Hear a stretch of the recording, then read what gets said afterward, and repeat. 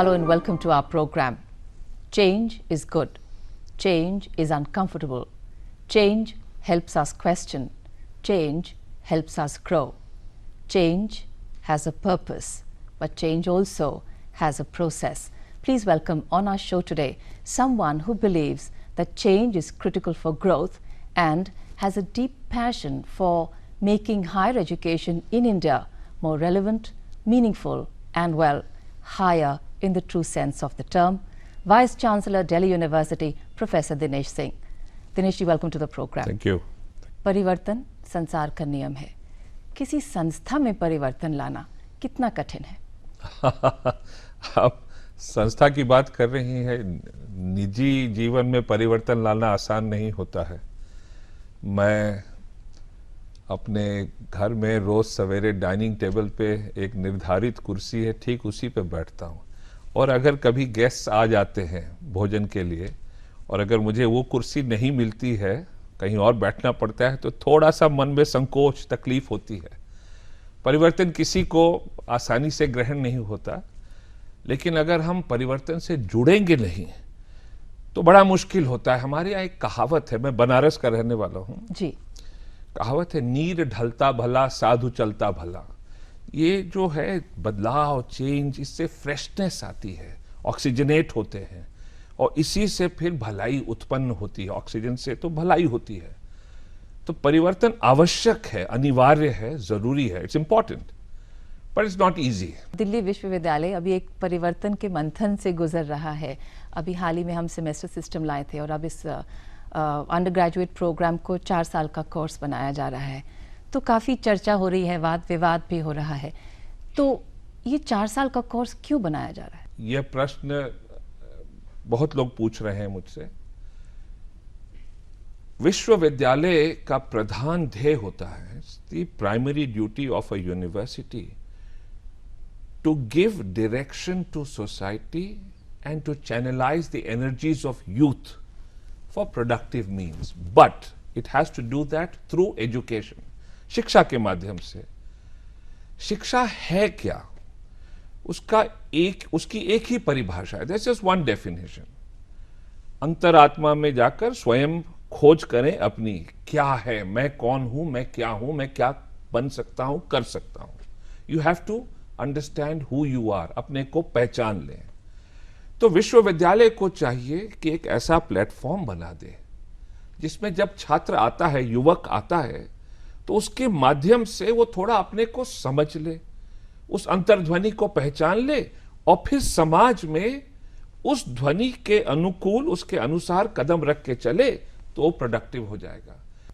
इस अंतर्ध्वनि की जो मैं बात कर रहा हूं, 12 वर्ष की उम्र में अल्लाह राखा इतने बड़े उस्ताद थे, उन्होंने तय कर लिया कि मुझे तबला वादक ही बनना है. इसी को कहते हैं अंतरात्मा की खोज. उन्होंने अपने ध्वनि अंदर की पकड़ ली, पहचान लिया और फिर संसार में उसी के अनुकूल कदम रख लिया तो अल्लाह राखा बन गए. कहते हैं शंकराचार्य को भी 12 वर्ष की आयु में वैराग्य हो गया था. वो पहचान लिया था उन्होंने, ये जीवन क्या है, संसार क्या है, उन्हें क्या करना है. अब हर कोई 12 वर्ष की आयु में नहीं कर पाता. अल्लाह राखा या शंकराचार्य तो कभी कभार होते हैं.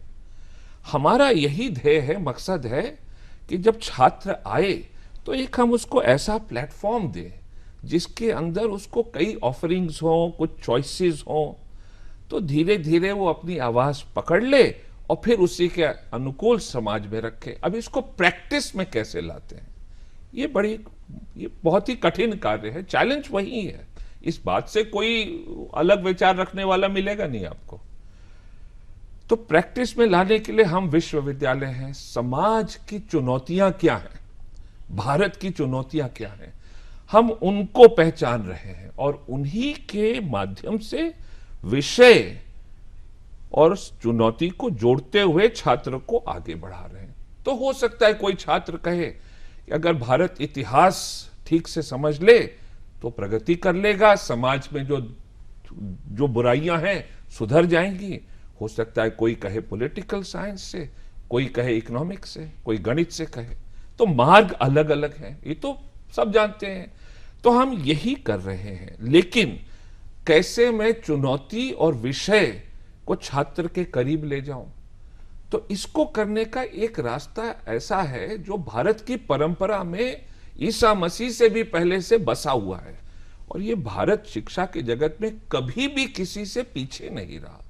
19वीं शताब्दी में कुछ गोरों के प्रभाव में, पाश्चात्य सभ्यता के प्रभाव में हमने कुछ मार्ग बदला। उसके पहले आप भारत की यात्रा देखिए तो इतने ऊंचे स्तर के यहां पर शोध कार्य हुए।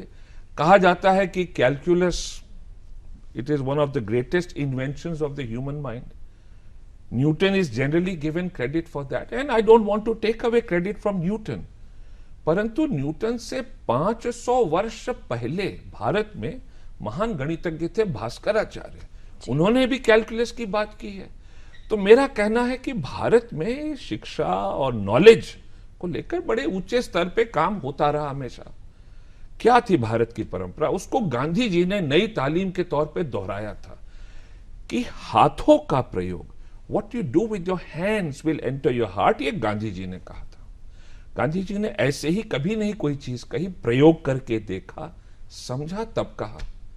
तो गांधी जी ने शिक्षा के संबंध में पहले एक स्कूल चलाया था दक्षिण अफ्रीका में, फिर अहमदाबाद में एक विश्वविद्यालय कायम किया जो आज तक चलता है, और वार्धा में एक पॉलिटेक्निक बनाया महिलाओं के लिए, और उसके गवर्निंग बॉडी पे भारत के जो सर्वश्रेष्ठ वैज्ञानिक थे, बोस, रमन, उन सबको रखा।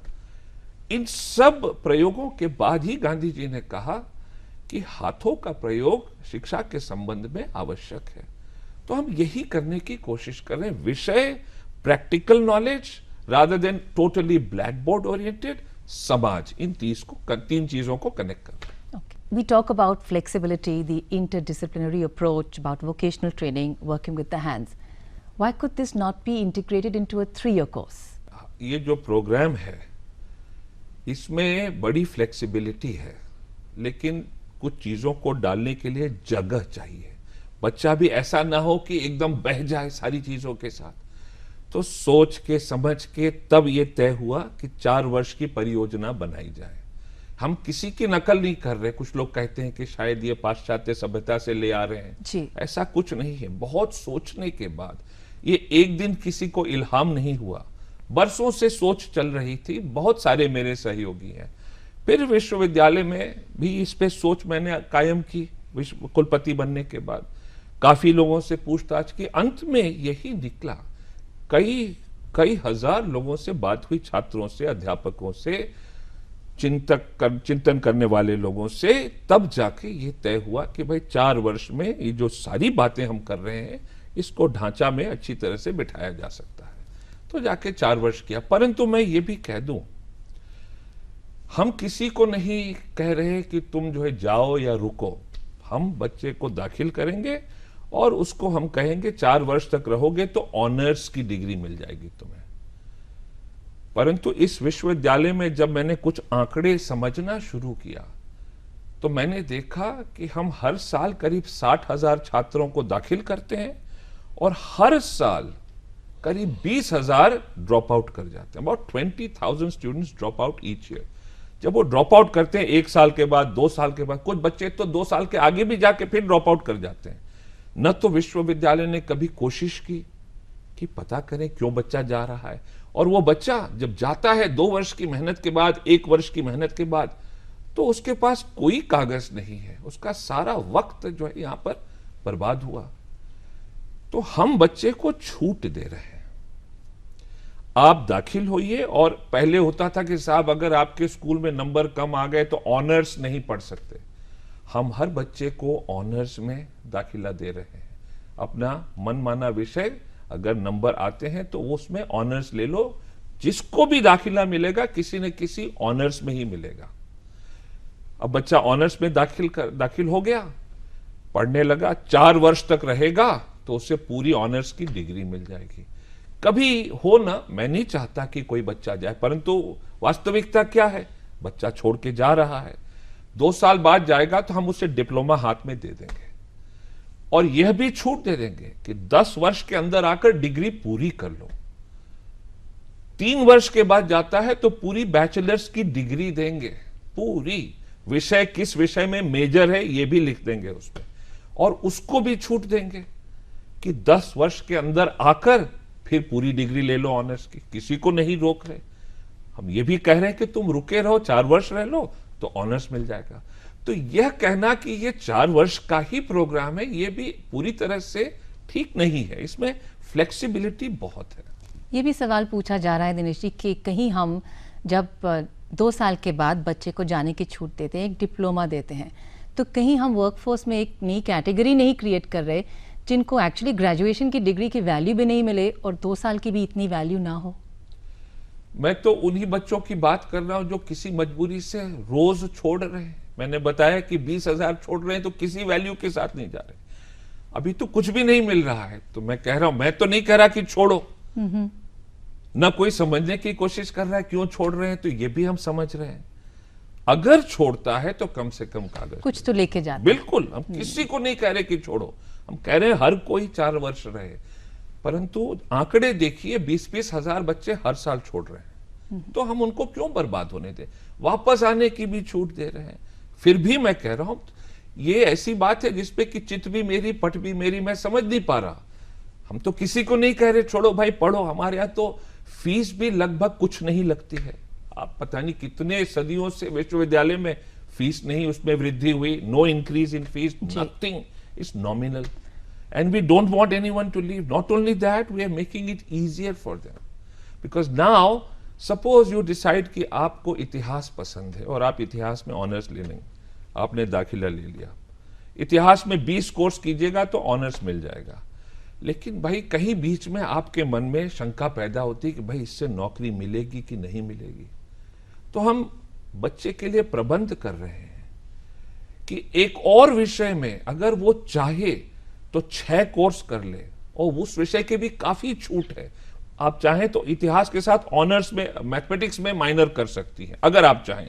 मुझे नहीं मालूम कि आपको गणित प्रिय है कि नहीं, लेकिन अगर है, मैं चूंकि गणित तक हूं इसलिए गणित का चर्चा किया मैंने। कोई भी विषय ले सकती, इतिहास के साथ आप केमिस्ट्री ले सकती हैं, आप पॉलिटिकल साइंस, उसमें माइनर ले लीजिए।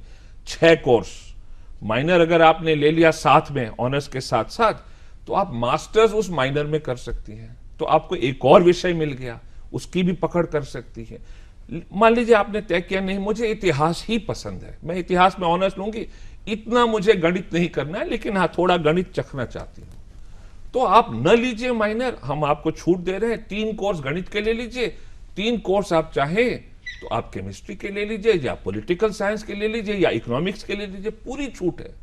तो अब हम जो ये बदलाव लाए हैं, इसमें छात्र के पास छूट बहुत है। विषय जिससे जुड़ा है वो तो है ही, साथ में बीच में उसको लगता है कि भाई समाज में इसकी भी आवश्यकता है, वो भी मिलेगा।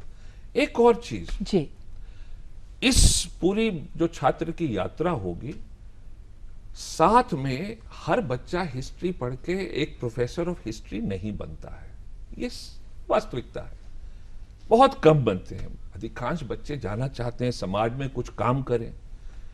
हम हर बच्चे को एक चॉइस दे रहे हैं, ये सब करते रहो।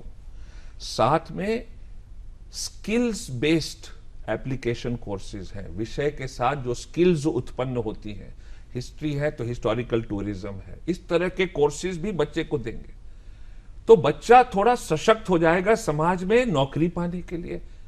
लेकिन मैं ये भी नहीं चाहता कि हर बच्चा नौकरी करे, मैं चाहता हूं कुछ बच्चे नौकरियां और उत्पन्न करें। हम एंटरप्रेन्योरशिप भी सिखा रहे हैं बच्चे को, हम बैंकों से बात कर रहे हैं, बैंक्स हमारे साथ जुड़ी हैं और संस्थाएं सरकार की जुड़ी हैं, वो कह रही हैं कि हम बच्चों को स्किल्स बेस्ड वर्कफोर्स में तैयार करेंगे, एंटरप्रेन्योर भी बनाएंगे। हम इलेक्ट्रॉनिक्स में एंटरप्रेन्योर बनाएंगे, तो कई विषय में एंटरप्रेन्योरशिप भी हम सिखाएंगे। उसके लिए हम आर्थिक सहायता का प्रबंध कर रहे हैं। मेरा अंदाज है कि कई हजार बच्चे हर वर्ष इस एंटरप्रेन्योरशिप और स्किल्स बेस्ड वर्कफोर्स में शामिल होंगे। किसी को मजबूर नहीं कर रहे, हम तो सिर्फ सहायता कर रहे हैं। नहीं जाना है पूरे 4 वर्ष में आप ऑनर्स करके प्रोफेसर बनिए, नहीं रोकते किसी को।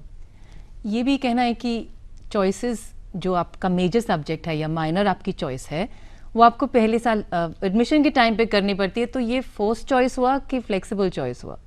ये तो हमेशा से रहा, हर बच्चा यही करता है, हम उसको नहीं बदल रहे। बच्चा स्कूल में लगभग तय कर लेता है कि भाई मुझे गणित पढ़ना है या फिजिक्स पढ़ना है, वो तो तय करके आता है। हमने बहुत पूछा, हर बच्चे ने ये कहा, अधिकांश, हर को तो मैं नहीं कहूंगा, अधिकांश, हमारे अध्यापकों ने भी कहा नहीं साहब, बच्चा स्कूल में लगभग तय करके आता है कि मुझे मुख्य रूप से फिजिक्स या मैथमेटिक्स या हिस्ट्री पढ़ना है, जी। तो उसमें उसको दाखिला दे देते हैं।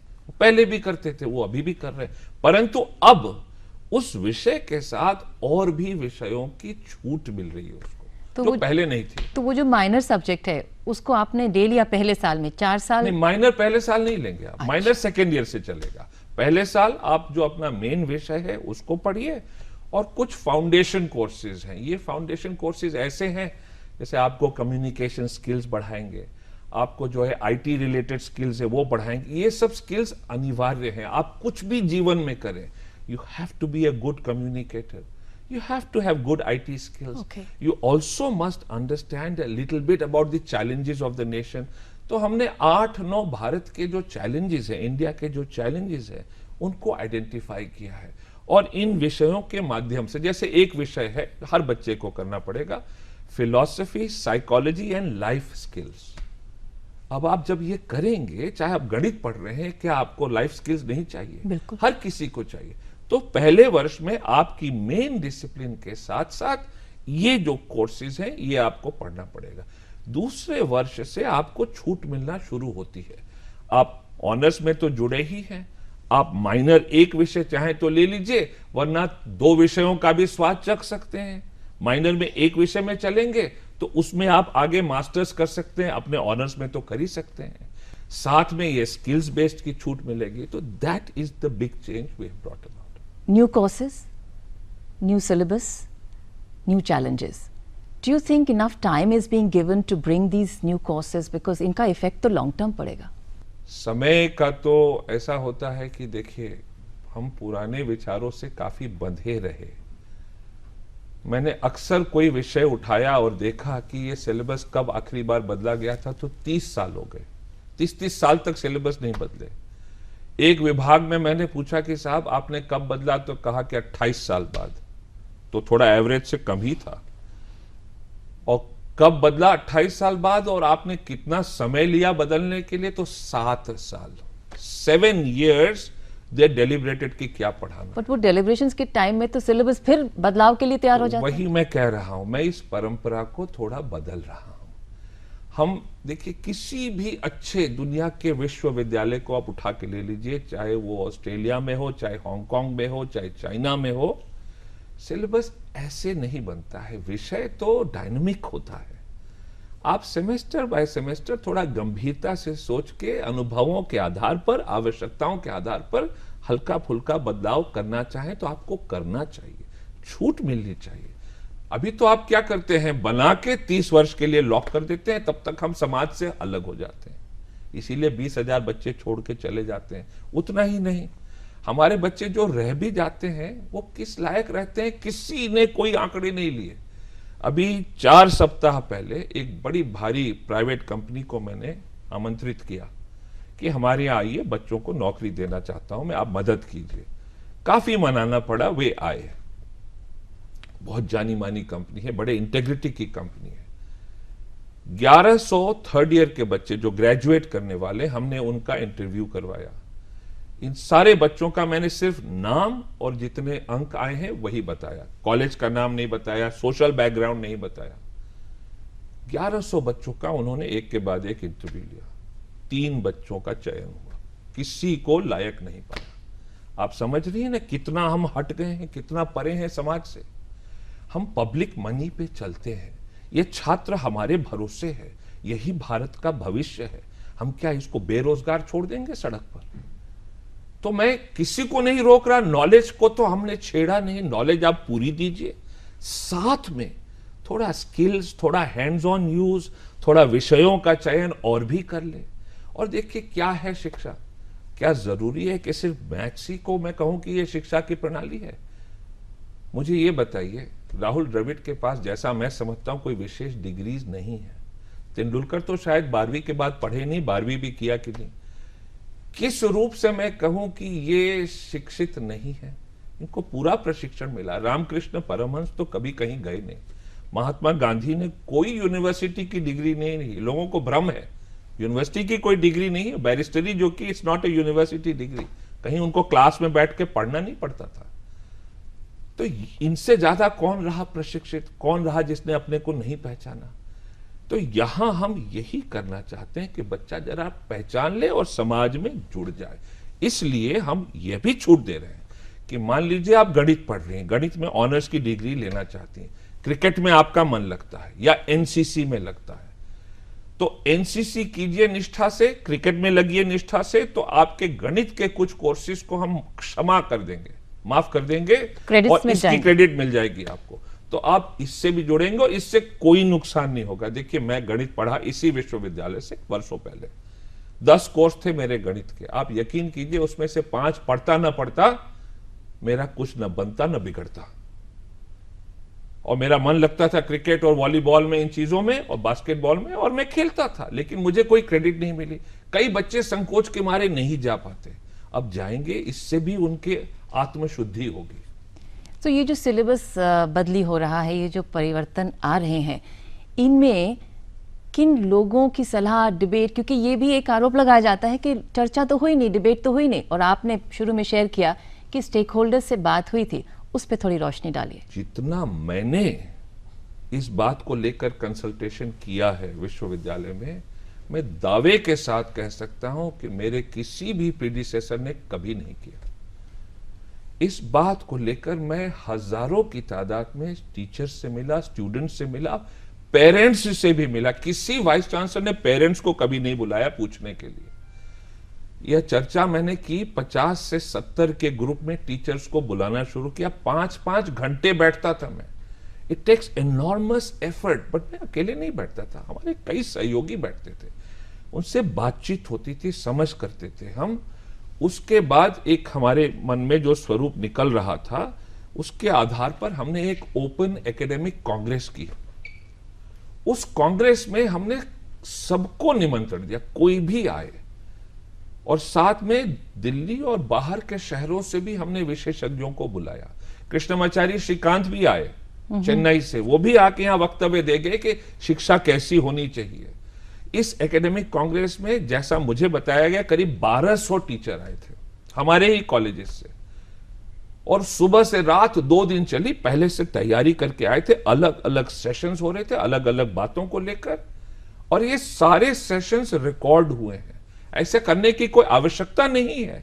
हमारे यहाँ जो स्टैट्यूटरी बॉडीज है वो अलग है, इस तरह से आप सिलेबस बनाने का कहीं नहीं लिखा है, पर हम ऐसे नहीं चलते हैं। सबसे और सबको ओपन इनविटेशन था, हर कॉलेज में इनविटेशन गया, हर डिपार्टमेंट में गया, वेबसाइट पे चढ़ा, इसीलिए तो आए 1200 लोग, ऐसे ही तो नहीं कोई आ गया। उसका जो निष्कर्ष निकला, उसके रिकमेंडेशन से, उसके आधार पर फिर मैंने एक 61 मेंबर टास्क फोर्स बनाई। उसमें कुछ इलेक्टेड टीचर्स होते हैं एकेडमिक काउंसिल के, उनको कुछ को डाला, हेड्स ऑफ डिपार्टमेंट्स को डाला, प्रिंसिपल्स को डाला, कुछ ऐसे ही आम अध्यापक को डाला। 2 महीने ये बैठ के बातचीत, सारा रिकॉर्ड पे है, ये मैं ऐसी हवा में नहीं कह रहा। उन्होंने इस पे जो है विचार विमर्श किया, मंत्रणा करने के बाद तब उनका एक रिकमेंडेशन आया कि इस तरह की 4 वर्ष की शिक्षा के संबंध में परियोजना बनाई जाए। इस रिकमेंडेशन को फिर मैं एकेडमिक काउंसिल में ले गया। सीधे सिर्फ एकेडमिक काउंसिल में जो चाहिए मैं ले जा सकता हूं, वो उसको पारित करे या ना करे, लेकिन मैंने ये नहीं किया, ये सारा रास्ता अपनाया। एकेडमिक काउंसिल में 5 या 6 लोगों ने डिसेंट दिया, करीब 85 लोगों ने हाथ उठाया कि हम ये चाहते हैं। वहां से इतनी ह्यूज मेजॉरिटी से पारित हुआ। वहां 26 टीचर इलेक्ट होके आते हैं, अलग अलग विचारधाराओं के। उन 26 में से 20 या 22 ने इसका समर्थन किया। उसके अलावा पूरी एकेडमिक काउंसिल, प्रिंसिपल्स रहते हैं, प्रोफेसर रहते हैं, हेड्स रहते हैं, सबने समर्थन किया। वहां से मैं एग्जीक्यूटिव काउंसिल में ले गया, वहां 22 लोग होते हैं। वहां जहां मुझे याद है 2 लोगों ने कहा कि हम नहीं चाहते, बाकी सबने समर्थन किया। अब क्या बचा? उसके बाद एक यूनिवर्सिटी कोर्ट है, it is an open body. इस कोर्ट में प्रोफेसर सारे होते हैं, इलेक्टेड टीचर्स ढेर सारे होते हैं, समाज के कई तत्व होते हैं, इलेक्ट होके आते हैं, नॉमिनेट होके आते हैं।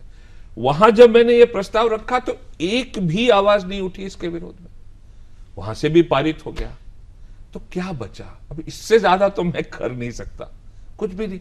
फिर भी मैंने एक हमारे दिल्ली यूनिवर्सिटी स्टूडेंट्स यूनियन के प्रेसिडेंट को बुलाया। मैंने कहा एक काम करो, सारे कॉलेजेस के जो स्टूडेंट्स यूनियन है सबको कहो कि अपने ऑफिस बेरर्स को और 2-4 और स्टूडेंट्स को लेकर आ जाएं, उनके सामने भी मैं इसकी चर्चा करना चाहता हूं। स्टूडेंट्स पार्लियामेंट उसको नाम दिया गया। वहां हम अपने सहयोगियों के साथ करीब 3 या 4 घंटा इनके साथ रहे, खूब समझाया, उन्होंने प्रश्न पूछे, अंत में समर्थन तो दिया ही, सर्वसम्मति से हमें मिला, उसकी आवश्यकता नहीं थी। परंतु मजेदार बात यह है कि अनेक छात्रों ने कहा साहब हमें फिर से दाखिला चाहिए, हम इस कोर्स में जाना चाहते हैं। A democratic process was followed, which is what you're stating. All the rules were observed, but more than the rules, we did many other things, you see, which are not required. वो भी किया हमने। अब हम एक छोटा सा break लेंगे दिनेश जी। ब्रेक के लिए भी जरूर हमें क्रेडिट्स दीजिएगा, because it's a flexible programme. Right now we go for a break, stay with अस।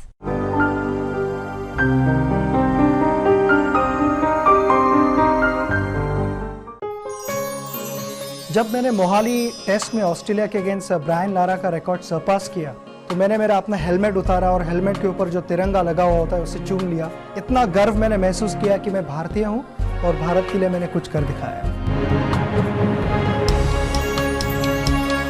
भारत मेरी पहचान।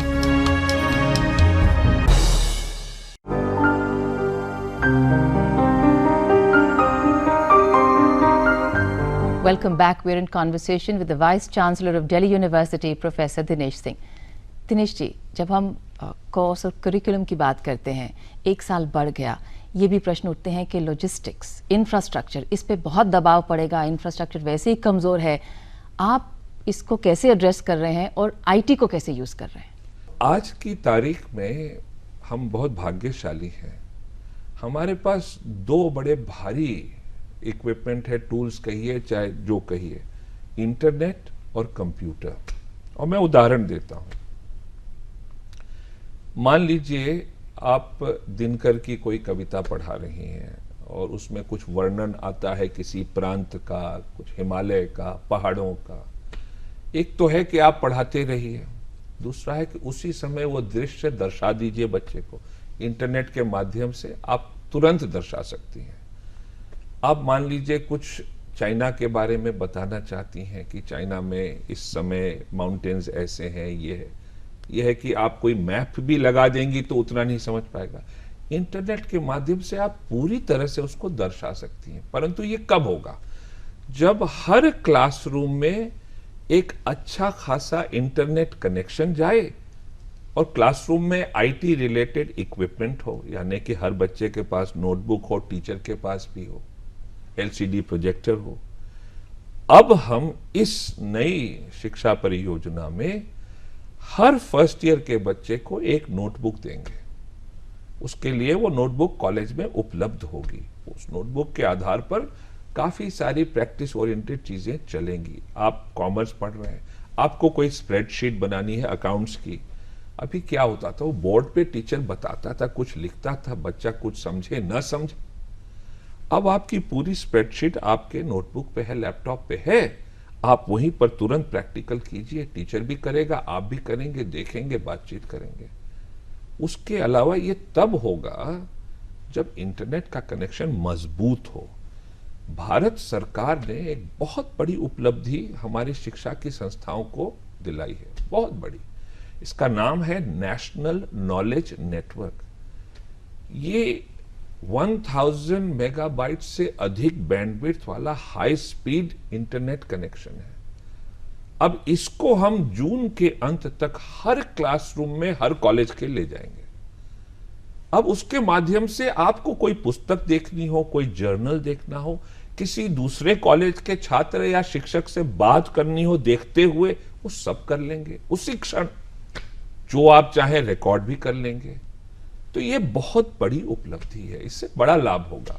और इस शिक्षा के जो हमारे पास इस समय सोच है, उसमें ये बड़ा भारी परिवर्तन आने वाला है। इससे छात्र का हित होगा, अध्यापक का हित होगा। और इंफ्रास्ट्रक्चर पे जो जोर पड़ेगा, इंफ्रास्ट्रक्चर पे जोर इस तरह से नहीं पड़ेगा। देखिए, हमने इसकी एक्सरसाइज अच्छी तरह से की है। हमारे पास जब हमने आंकड़े लिए तो क्लासरूम्स वगैरह टाइम टेबल अगर ठीक से बने तो अवेलेबल होता है। फिर भी हमारे यहाँ लगभग 80 कॉलेज है। मैं ये नहीं कह सकता कि हर कॉलेज की हर चिंता हमने जो है दूर कर दी है। तो हमने एक इंफ्रास्ट्रक्चर कमिटी बनाई बड़े वरिष्ठ लोगों की, कुछ रिटायर्ड आईएएस ऑफिसर्स हैं, कुछ रिटायर्ड गवर्नमेंट के बड़े सीनियर प्रोजेक्ट इंजीनियर्स हैं, कुछ हमारे प्रिंसिपल्स हैं, कुछ हमारे अधिकारी हैं। ये मिलकर हर महीने बराबर कॉलेजेस में जा रहे हैं, देख रहे हैं, जो भी इंफ्रास्ट्रक्चर की आवश्यकताएं हैं इनको पूरी करने की कोशिश कर रहे हैं। जब हम क्लासरूम्स की बात करते हैं, we are modernising the way children are learning, but somewhere the question of teacher training, the existing teacher base, I think there are 9,000 teachers, are they equipped to take this to the next level? Teacher को तो हर क्षण सजग रहना चाहिए, उसको he must be alert and be ready, क्योंकि none of us is the last word on knowledge. पर ये मैं आपको दावे के साथ कह सकता हूं कि अध्यापक है कॉलेज में, वह सशक्त है, उसकी सोच अच्छी है। ऐसा कुछ नहीं है, मैंने अभी कुछ दिन पहले एक पर्सनल ईमेल भेजा हर टीचर को कॉलेज के, और कुछ ही क्षणों में मेरे पास उनके उत्तर आना शुरू हो गए। और मैंने देखा सोच इतनी अच्छी है हमारे टीचर्स की कि इसको लेकर मुझे कोई चिंता नहीं, परंतु हम इसमें कोई चांस नहीं ले सकते। तो हम एक ओरिएंटेशन प्रोग्राम टीचर्स के लिए चला रहे हैं। पहला साल इस वर्ष आरंभ होगा जुलाई से। हम मई और जून में टीचर्स की ट्रेनिंग करेंगे on how to teach and what to teach. ये पहले सेमेस्टर की ट्रेनिंग हो जाएगी मई और जून में। दूसरे सेमेस्टर की ट्रेनिंग फिर हम अक्टूबर से आरंभ करेंगे। अक्टूबर, नवंबर, दिसंबर से जनवरी की ट्रेनिंग हो जाएगी। जब ये 2 सेमेस्टर का हो जाएगा तो आने वाले वर्षों की ट्रेनिंग इसी के अनुसार करते जाएंगे। क्योंकि काफ़ी सारे बच्चों से रिसेंटली पूछा गया कि who is your favourite teacher, who is the best teacher you have, and many of them said Google. ये सच है। देखिए, आप अपने जीवन में देख लीजिए, मैं तो अपनी बात करता हूं, लेकिन मैंने कई लोगों से पूछा कि आपको कहां से ग्रहण हुई चीजें। तो हाँ, ये भी होता है, एक गुरु मिलता है जी, और गुरु आपको काफी कुछ दे जाता है, लेकिन सब कुछ तो कभी नहीं दे सकता। गांधी जी तो जीवन पर्यंत गुरु की तलाश में रहे, उनको नहीं मिला गुरु, परंतु क्या गांधी जी ऊंचे नहीं उठ गए थे? कितनी सिद्धियां उनको प्राप्त हो गई थी, मन को उन्होंने वश में कर लिया था अपने। तो कहां से मिला? इसी तरह तमाम चीजें हैं। गूगल है, उससे बहुत कुछ मिलता है। बिल्कुल ठीक है, इंटरफेस है। I mean, I think it's experiential and that is what is happening. Kabir कहां पढ़े थे? इसी तरह उनके जमाने में गूगल का कुछ इक्विवेलेंट रहा, कुछ गुरुजन रहे, कुछ और चीजें रही, उसके अनुभवों के आधार पे कबीर बन गए। काफ़ी सारे कॉलेजेस का ये भी मानना होता है कि वी आर इंडिपेंडेंट कॉलेजेस, हम दिल्ली विश्वविद्यालय की छतरी के नीचे हैं, बट कुछ हमारी ऑटोनॉमस नेचर भी तो है। तो इस प्रोग्राम के साथ कुछ इस नेचर के बारे में कुछ किया जा रहा है? हर कॉलेज की अपनी विशेषता होती है, वहाँ एक प्रकार की योग्यता रहती है, अलग अलग विषय में पैठ है कॉलेज की, और बड़ी अच्छी मजबूत है पैठ। अभी क्या होता था, आज तक विश्वविद्यालय में एक सेंट्रल लेवल से कोर्स बन के जाता था, अब आपको यही पढ़ाना है, आगे पीछे मत पूछिए। इस परंपरा को भी मैंने तोड़ा है 2 प्रकार से। जब ये कोर्सेज बने तो हमने बहुत सारे कॉलेज टीचर्स को इसमें शामिल किया, हर विभाग को। मैंने व्यक्तिगत तौर से आग्रह किया हर विभाग से कि कॉलेज के टीचर्स को जरूर शामिल कीजिए, नहीं तो हमारा पोस्ट ग्रेजुएट डिपार्टमेंट और कुछ टीचर्स मिलकर अक्सर बनाते थे, यही हमारी रेगुलेशंस यही कहते हैं। परंतु मैंने कहा इनको जरूर बुलाइए, इनको कंसल्ट कीजिए। तो एक तो इनकी आवाज इस रूप से आ रही है जी। दूसरी एक महत्वपूर्ण बात, इस 4 वर्ष की परियोजना में एक कॉलेज है, मैं जानता हूं, साइकोलॉजी, वहां इतने अच्छे तरीके से पढ़ाया जाता है और वहां के टीचर साइकोलॉजी में बहुत ही निपुण है, बहुत ही निपुण है। उनकी पैठ बड़ी अच्छी है, रिसर्च खूब करते हैं। अब इस परियोजना में उस कॉलेज में जिस भी विषय में ऑनर्स के प्रोग्राम में कॉलेज समझता है कि हम अपना कोई कोर्स पढ़ाना चाहते हैं, बजाय इसके कि यूनिवर्सिटी का, उसकी भी छूट हम दे रहे हैं। तो कॉलेज हमसे 1 सेमेस्टर पहले एकेडमिक काउंसिल से अपना कोर्स पारित करा ले और आने वाले सेमेस्टर में वहां का टीचर उस कोर्स को पढ़ा ले। तो उतनी भी छूट है, ये पहले कभी नहीं हुआ। तो अब कॉलेज का टीचर इस चीज से भी जुड़ जाएगा। नहीं तो पहले उसको लगता था कि कोई सेंट्रल हाई कमांड है, उसने हमको कहा और हमको करना पड़ा। अब वो अपनी चीज भी करेगा। तो क्रिएटिविटी और ओनरशिप का बिल्कुल, कंपोनेंट ले आए हैं। उसमें बहुत वृद्धि होगी। हमारे एसी से, एकेडमिक काउंसिल से सिर्फ पारित करना है, ये हम उसके स्टैंडर्ड्स देख लेंगे ठीक है कि नहीं है, बस। चौथा साल रिसर्च का साल माना जाता है इस नए कोर्स में, तो ये रिसर्च क्या है, साइंटिस्ट बना रहे हैं सबको? What is this research component? हम ये मान के चल रहे हैं कि जो बच्चा ऑनर्स की डिग्री प्राप्त करता है उसकी सोच कुछ रिसर्च से जरूर जुड़ी हो। जी। 3 वर्ष तक अब आपको बैचलर्स डिग्री तो मिल ही गई है, चौथा वर्ष तो ऑनर्स, बैचलर्स विद ऑनर्स है। तो चौथे वर्ष में ऑनर्स का मतलब है उस विषय में थोड़ा सा और ऊपर उठ जाए, बियॉन्ड। बिल्कुल। तो उसमें हमने रिसर्च कंपोनेंट डाला है। अब कॉलेज का टीचर अक्सर मुझसे शिकायत करता है, साहब हम रिसर्च करते हैं, हमारे पास कोई छूट नहीं है, ना स्टूडेंट मिलता है, ना विभाग, ना विश्वविद्यालय हमको एनकरेजमेंट देता है। अब यहाँ उसको अवसर है, यहाँ पर वो रिसर्च कर रहा है, अपना रिसर्च लेकर उस बच्चे से जुड़ जाए तो वो भी लाभ है, बच्चे का लाभ है। अब उसको बेसिक जो सब्जेक्ट है उसके अलावा उसके आगे का भी कुछ दिख रहा है तो वो जुड़ जाएगा। अब एक लाभ और होगा। अभी क्या होता था, हमारे जितने प्रतिभाशाली बच्चे रिसर्च के होते थे वो अक्सर बैचलर्स डिग्री लेकर कहीं और चले जाते थे, या तो बंगलौर या कहीं और या विदेश। एक मूल कारण यह होता था कि उनको मालूम ही नहीं था कि एक पोस्ट ग्रेजुएट डिपार्टमेंट विश्वविद्यालय में है, उसका कॉलेज तो कहीं है उधर नारायणा या कहीं और, उसको ध्यान ही नहीं है। ये पोस्ट ग्रेजुएट डिपार्टमेंट में इतने ऊंचे स्तर की रिसर्च हो रही है, विशेष रूप से लेन देन। अब वो इस पोस्ट ग्रेजुएट डिपार्टमेंट की रिसर्च को समझेगा। तो मैं उम्मीद रखता हूं कि ऐसे कई बच्चे अब बाहर जाने के बजाय हमारे पोस्ट ग्रेजुएट डिपार्टमेंट्स में आ जाएंगे, तो हमारे पास एक अच्छी स्ट्रीम आएगी टैलेंटेड स्टूडेंट्स की जो रिसर्च करना चाहते हैं। दैट मींस कहीं जो चिराग के तले अंधेरा था उस पर रोशनी आ रही है, interconnectedness within our given strengths उनको रियलाइज करने। बिल्कुल बिल्कुल, पूरी कोशिश कर रहे हैं, यही हमारी चेष्टा है। जी। यहाँ से ग्रेजुएशन या पोस्ट ग्रेजुएशन के बाद जब बच्चे बाहर जाते हैं तो जो इंडस्ट्री बॉडीज होती हैं, अलग इंस्टीट्यूट्स होते हैं जहाँ ये लोग जाते हैं, तो उनसे भी बात की थी कि क्या is this a good option to do this course? बिल्कुल। हम जो मैंने कहा एकेडमिक कांग्रेस थी उसमें हमने बाहर से कई लोगों से बुलाया था, इंडस्ट्री से, अखबारों से, मीडिया से, सब जगह से बुलाया था। बड़ा भारी उसका ये 2 दिन चला। देखिए 1200 तो टीचर थे और भी लोग थे, तो इसमें हमने सबसे बातचीत की। लेकिन इतना ही नहीं, हम और तरीकों से बातचीत करते रहे। हमारे यहाँ लोग आके लेक्चर्स देते हैं, लोगों की सोच है। फिक्की में हम लोग अक्सर जाते हैं, CII में जाते हैं, तो हमें वहाँ से भी काफ़ी कुछ देखने को मिलता है, समझने को मिलता है इसी के आधार पे।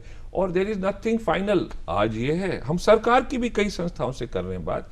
एक मिनिस्ट्री ऑफ कम्युनिकेशंस की संस्था है software technology park of India, उसके साथ हमारा MOU हो गया है। डिफेंस की जो बड़ी भारी संस्था है DRDO, उससे हमने MOU कर लिया है।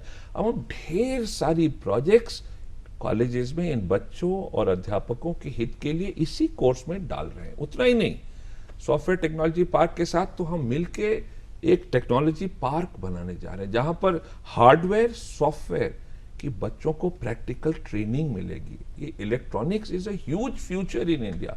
और आप हिस्ट्री भी पढ़ रही हैं तो आप माइनर इलेक्ट्रॉनिक्स में ले सकती हैं, हम तो ये छूट दे रहे हैं आपको। मैं तो एक विषय का उदाहरण दे रहा हूं, मेरे कोई इलेक्ट्रॉनिक्स के प्रति विशेष वो लगाव नहीं है, मैं तो एक उदाहरण दे रहा हूं। इस तरह का हम और चीजों के साथ कर रहे हैं। Indira Gandhi national centre for arts है, उसको हम एक ऐसा दर्जा दे रहे हैं, मान लीजिए, मतलब सोच के उस पर कोई औपचारिक नहीं, ऑनररी कॉलेज ही समझ लीजिए। बच्चा वहां जाकर बहुत सारी चीजें कर सकता है, उसकी प्रैक्टिकल प्रोजेक्ट्स की वैल्यू यहां हमारे सिस्टम में आएगी। आर्काइव्स के साथ जुड़ेंगे बच्चे, तो इन सब चीजों की क्रेडिट फ्लो करेगी तो उससे वो ऊपर उठेगा। क्योंकि सच्चाई तो ये है दिनेश जी कि चाहे DU की डिग्री का ठप्पा हो, जॉब मार्केट में ये फीलिंग है कि कहीं ये डिग्री ठप्पा है क्योंकि the quality of people that are coming out are really not employable. आप बिल्कुल ठीक कह रहे हैं। जैसे ये जो 1100 बच्चों का मैंने करवाया था, जाते समय वह कंपनी कह गई मेरे सहयोगियों से कि दोबारा नहीं आएंगे। आप समझ रहे हैं, ये बड़ी भारी टिप्पणी है हमारे अंदर क्या हो रहा है। दूसरी जो तकलीफ की बात, जो इतने बच्चे छोड़ के चले जाते हैं। और तीसरी, हमने कभी कहीं कोई आंकड़े नहीं लिए देखने के लिए कि बच्चे जाते भी हैं बैचलर्स के बाद तो कहाँ जाते हैं, क्या करते हैं। कभी कोई यहाँ पर कोई आंकड़े नहीं है, कुछ नहीं। So इस सिस्टम में are we also planning to have a good tracking system because that will help us improve the system further? आपने बिल्कुल ठीक कहा, हम एक ट्रैकिंग सिस्टम भी डाल रहे हैं जिससे हमें पता चले और उस जो हम मालूम करेंगे उसके आधार पर हम अपने यहाँ परिवर्तन लाते रहेंगे। ये बहुत आवश्यक है, बहुत जरूरी है। जब मन में कुछ अच्छे काम करने की धारणा हो पर उसकी इम्प्लीमेंटेशन में ऑब्स्टिकल्स आते हैं, कैसा लगता है आपको? देखिए, ये तो मैं नहीं कह सकता कि इन चीज़ों से मैं परेशान नहीं होता, परंतु मेरी आस्था जिस चीज़ में है उससे कहीं मुझे बल भी मिलता है। मैं भाग्यशाली रहा कि आस्था कुछ ऐसी है कि अंदर से मजबूती बनी रहती है, और ये आस्था मैं जानता हूँ हर व्यक्ति के अंदर होती है, कोई मैं अलग से नहीं हूँ। लेकिन मुझे याद आता है जैसे उड़ उड़ पंछी जहाज से फिर जहाज पे आवे, आता है फिर ताकत मिलती है फिर उड़ता है। तो मैं भी अपने को उसी तरह समझता हूँ, और फिर मेरे सहयोगी बड़े मजबूत हैं, बड़े अच्छे हैं, सोच बड़ी अच्छी है, तो मैं उससे भी भाग्यशाली रहा हूँ। जब थक जाते हो तो क्या करते हो? अभी तो आप सच पूछिए तो थकने का समय नहीं मिला, तो ऐसा लगा नहीं कि थक गए हैं। सपोर्ट सिस्टम एक तो होता है at work, I think a personal support system is so critical. Yes, and I'm very fortunate. My wife is very supportive. She has her own busy schedule. In spite of that, I have noticed I have no idea what is happening in my house, either on economic front or with my children. मुझे कुछ पता नहीं है, लेकिन I know that my wife is taking care. आप उस university में नहीं पढ़ते ना, घर की यूनिवर्सिटी में आपकी एनरोलमेंट नहीं हुई, आपकी डीयू में एनरोलमेंट हुई है। नहीं, मेरी एनरोलमेंट तो उसी दिन शुरू हो गई जिस दिन मेरा विवाह संपन्न हुआ, और मैं ये भी मानता हूँ कि बहुत कुछ उससे लाभ होता है। I could never understand in the beginning, जो गांधी जी बार बार कहते थे कि अहिंसा के सबक उन्होंने बा से लिए थे, मैं ठीक से नहीं समझा था। अब अच्छी तरह से समझ में आता है कि how a wife teaches you, makes you a better person, a wiser person. It's a huge learning. अब गांधी जी की बात ज्यादा समझ में आती है। Again talking of change, again talking of dynamism in terms of higher education, and we are talking of the demographic dividend. These are the youth, these are the young people who are actually going to be entrepreneurs and actually value add to organizations across the world. How do you see India placed? It's a huge challenge for India. It's a huge challenge. देखिए, दिल्ली विश्वविद्यालय में कई लाख छात्र आते हैं, फिर भी it's a tiny fraction of the youth that will want to enter higher education in the years to come. लेकिन भारत प्रगति के मार्ग पे है, इससे लेकर मैं बहुत ज़्यादा चिंतित नहीं हूँ। It's a challenge and we have to meet it. But you must understand, government has opened universities all across India. Central universities कई खोल दी गई हैं, हर स्टेट में है, उसके अलावा स्टेट यूनिवर्सिटीज हैं, उनकी भी सोच बदल रही। कई वाइस चांसलर्स मुझसे बात कर रहे हैं, वो भी जानना चाहते हैं हम क्या कर रहे हैं, हम जानना चाहते हैं वो क्या कर रहे हैं। इस नेशनल नॉलेज नेटवर्क के माध्यम से विश्वविद्यालय सब एक दूसरे से जुड़ रहे हैं। अभी माइकल सैंडल आए थे, हार्वर्ड के प्रोफेसर है फिलॉसफी के, मेरे यहाँ से विश्वविद्यालय के प्लेटफॉर्म से 500 संस्थाओं से एक साथ 1 घंटे की उन्होंने क्लास ली, इंटरनेट के माध्यम से, नेशनल नॉलेज नेटवर्क के माध्यम से। मैं ये सिद्ध करना चाहता था कि ये कितना प्रतिभाशाली और प्रभावशाली ये मीडियम है हमारे लिए। इसके अंदर सब कुछ जड़ा हुआ, ये कामधेनु है हमारे लिए, इसमें से सब मिल जाएगा, और उन्होंने लिया। तो ये बड़ी अच्छी चीज है, और भारत बहुत सजग है इसके प्रति। मुझे और किसी राष्ट्र में इस तरह की चीजें आज दिख नहीं रही हैं, तो हम थोड़ा आगे हैं, तो मैं चिंतित भी नहीं हूं। और फिर ये भारतवर्ष है, ये अपने को संभालता रहेगा। इतनी सारी universities across the country, again quality एक बहुत बड़ा चिंता का विषय है, और बदलाव के बारे में हम सोचते हैं, पर वो बदलाव लाने का प्रोसेस कभी कभी इतना लंबा होता है। Across India the quality of students that is coming out is a question mark even for world level hiring managers. How do we address that? अगर आप ये भूल में है कि मेरे पास हर प्रश्न का उत्तर है, तो वो है नहीं, इतना मैं नहीं अपने को सक्षम समझता हूं। पर मैं ये आपको कहना चाहता हूं, देखिए, मैं अपने बचपन के दिन याद करता हूं, तो ये बात थी कि लगता था भारत के पास खाना पूरा नहीं है, लोगों को जो है परेशानी रहती थी, राशन था, ये नहीं मिलता, वो नहीं मिलता। वहां से आप देखिए तो हम कहां पहुंच गए हैं आज। यह हालत है कि हम अब समझ नहीं पा रहे अपना जो अन्न उत्पन्न हो रहा है रखें कहां, इतना ज्यादा हो रहा है। तो कहीं ना कहीं भारत अपने में सक्षम है, आगे बढ़ जाता है। ये समस्याएं हैं, मैं मानता हूं, लेकिन इसका हल भी निकलेगा। आज आप देखिए पूरे इस विश्व में, पूरे संसार में 3 ही राष्ट्र हैं जो क्षमता रखते हैं कि चांद पे मनुष्य को पहुंचा सके। भारत उनमें से एक है। तो कुछ तो अंदर हो रहा है और यही होगा। ये कभी नहीं, ऐसा मैं कभी विचलित नहीं होता। जब महात्मा गांधी का निधन हुआ था तो श्री अरविंद की बात मुझे बार बार याद आती। उन्होंने लिखा था कि इस समय कुछ भी कहना व्यर्थ है। मां का एक महान सुपूत चला गया है, परंतु कोई निराश न हो। उन्होंने कहा जब भी आवश्यकता होगी मां की संतान आगे बढ़कर मां की रक्षा करेंगे। तो मैं इसी वजह से कभी विचलित नहीं होता। आशावादी हैं। बिल्कुल बिल्कुल। As somebody who sits at the apex of a body which can decide things or make decisions which affect more than 500,000 students a year, approximately those are the ones that enroll with DU. What are we doing in terms of understanding our young people? हम अपने युवाओं को समझने के लिए कौन सी चीज सही कर रहे हैं और कहाँ हम गलत जा रहे हैं?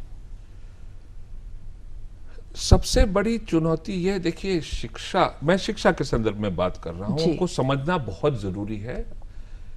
हम कहीं ये समझें कि ये जो पुरानी शिक्षा की पद्धति थी, प्रणालियां थी ना, कि हम बोर्ड पे पढ़ाते हैं, ये अब थोड़ा हटेगी।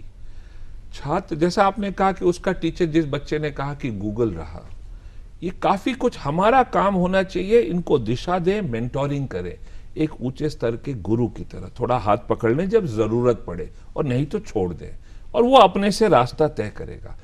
तो एजुकेशन क्या है और संस्था एजुकेशन की क्या है, इसके सोच में बदलाव आना चाहिए और आ भी रहा है। मैं आने वाले दिनों में ये मानता हूं कि क्लासरूम ही बदल जाएगा। क्लासरूम ये नहीं रहेगा जो बोर्ड वाला है। ये नहीं कह रहा कि अगले वर्ष हो जाएगा, लेकिन मैं देख रहा हूं कि बदलाव आ रहा है। ऐसा भी दिन आएगा, कॉफी शॉप्स बन जाएंगे, हमारे जो कॉफी होम्स हैं, ये हैं उधर, ये सब बन जाएंगे क्लासरूम्स। बच्चे वहां बैठेंगे, घर में बैठेंगे, और कभी कभी संस्था में भी आएंगे। तो टोटल चेंज आने वाला है। ये अगले वर्ष आएगा ऐसा नहीं, लेकिन आएगा जरूर। और किसी भी डिसीजन और किसी भी फैसले का फायदा या रिजल्ट तो थोड़ी देर में ही पता लगता है। बिल्कुल बिल्कुल, वो तो होगा। धीरे धीरे रे मना, धीरे सब कुछ होए, तो ये तो होगा। धीरे धीरे सब मालूम पड़ेगा। और शिक्षा के संबंध में बहुत जल्दीबाजी नहीं करनी चाहिए, हमने भी नहीं की है। औरों को भी मैं कहूंगा जल्दीबाजी ना करें। वंडरफुल। प्रोग्राम समाप्त करने की हमें जल्दीबाजी तो होनी नहीं चाहिए, मगर हम करेंगे।